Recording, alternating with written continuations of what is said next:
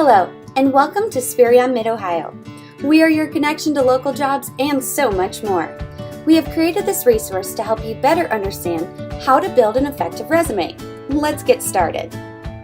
I will explain each part of the 8 elements to a strong resume. This is an example of a standard resume. Notice it is clean, spacing is lined up, and it is all condensed to one page. Let's jump now to the 8 elements that built this resume.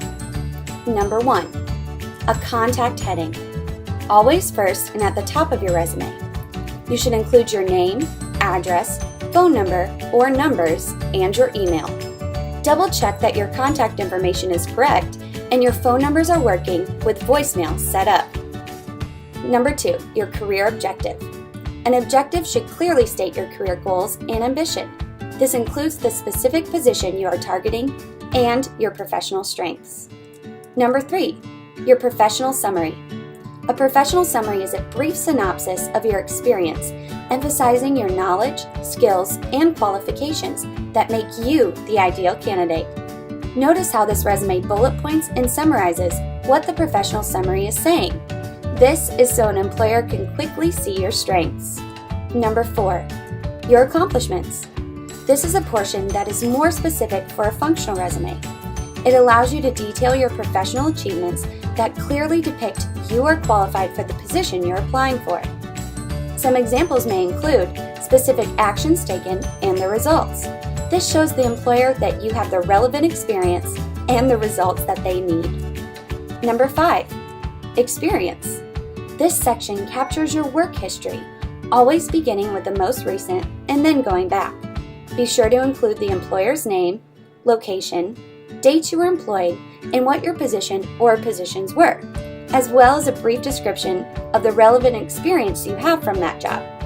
Notice in the first job listed, there are 2 different titles the candidate lists, showing they progressed in the company, listing the most recent first and the position they started with second.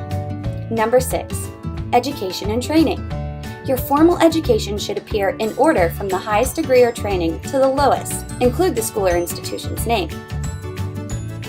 7, personal interest or memberships.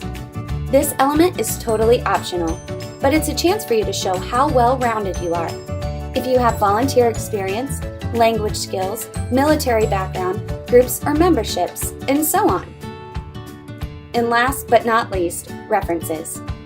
The final item on your resume should be a small statement letting the employer know you have references to validate your resume. You can keep these references and contacts on a separate document that you provide once the prospect is serious. Make sure you have at least 3 references and that they will positively vouch your experience. It's best to mix them up, meaning not having all 3 from one job or just one time in your life. Your resume is a chance for you to tell your career story.